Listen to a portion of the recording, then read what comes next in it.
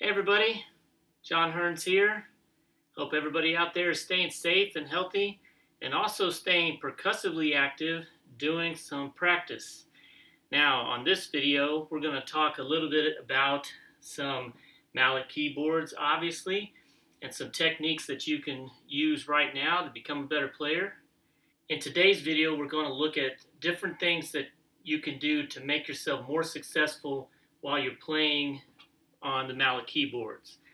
The vehicle for today's lesson is going to be a piece of music called Classico, found in this book, Rhythmology 2 for Mallets and Timpani, written by David England and by me. So it's a collection of solos, duets, trios, and other ensembles for mallets and timpani.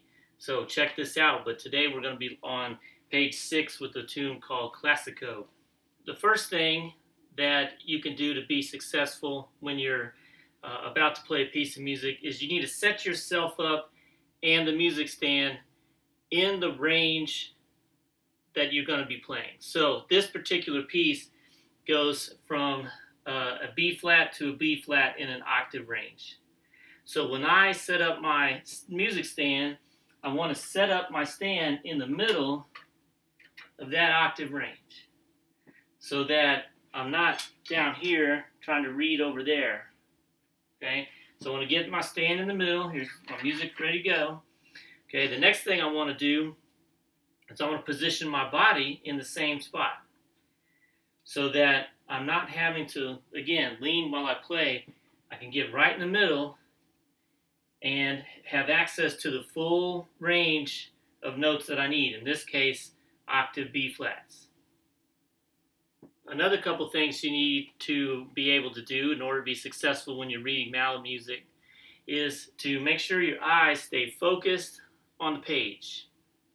Okay, you don't want to get in this habit where you're looking at a note and then coming down to the keyboard to find it. Every time you do that, you interrupt the flow of being able to read notes in a smooth line. You're reading one note at a time, and it's real easy to get lost and not know where you are. So we want to be staring at the music, using the peripheral vision, okay, the outside of your vision down here, to show you where those notes are. Okay, use the black keys up here to kind of guide where the white keys would be, and use your peripheral vision while you're staring at the page. Okay, another thing you need to practice is you need to practice scales. Now, scales are important for all musicians because they kind of, first of all, show us the inner workings of a certain key that we'll be playing in this case, the key of B flat major. Okay, learning what notes are in that key and what notes are not in that key, and being able to flow smoothly up and down that scale. Okay, but not just learning the scale, but also being able to play the scale using different stickings. Okay, when I wrote this book, Mallet Player's Toolbox, I interviewed several percussionists and asked them this question. If you were going to play a one octave major scale, would you start with the right hand or the left hand? A whole bunch of people were adamant that you start with the right hand. A whole bunch of people were adamant you start with the left hand, and some people said it depends.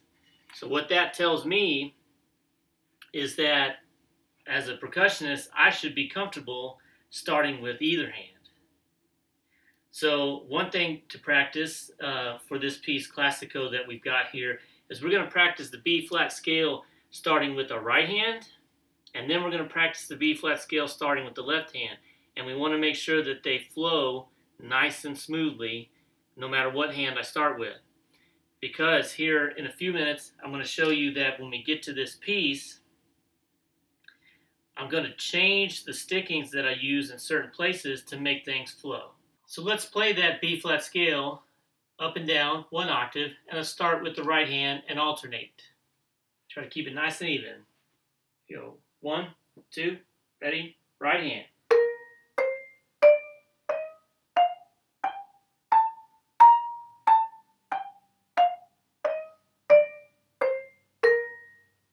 let's start with the left hand, up and down 1 octave, and alternate.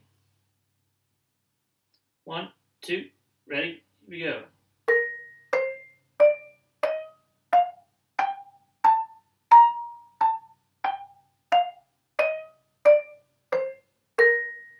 When it comes time to play melodies, you want to alternate your sticks as much as possible.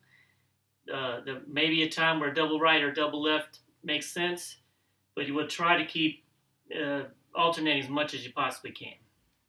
Now, when I look at the piece Classico, there are several places in here where I want to make sure I start a certain passage with my right hand and others that I want to start with my left hand in order to make sure that the piece flows easily.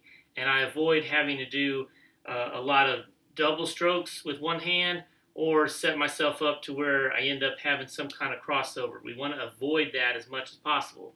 So for an example, let's look at measures 15 and 16 in Classico.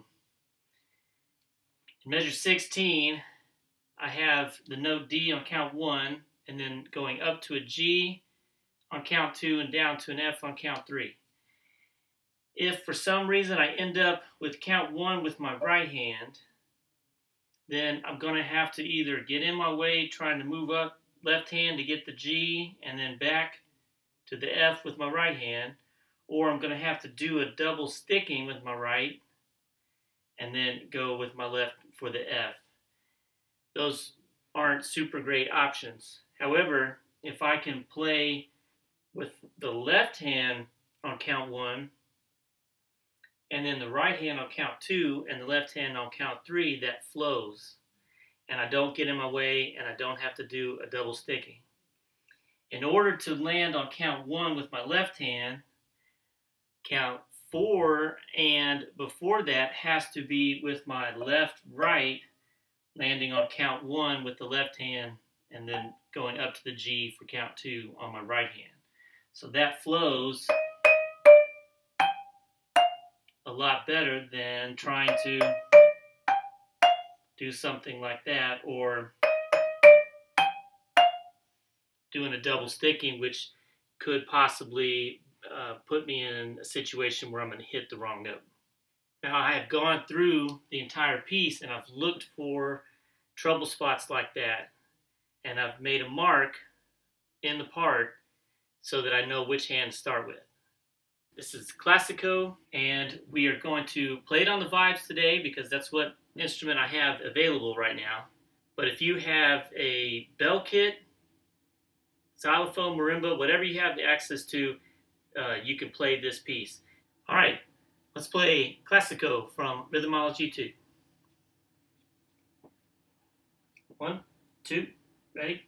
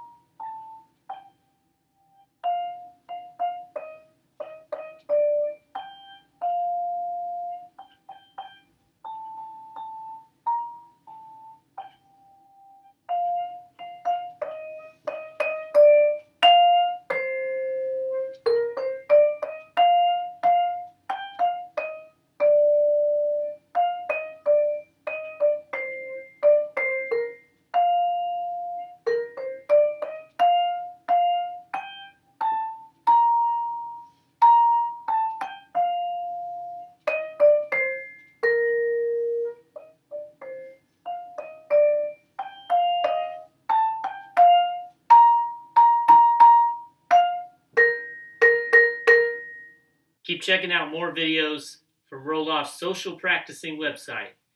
Until next time, America, take care.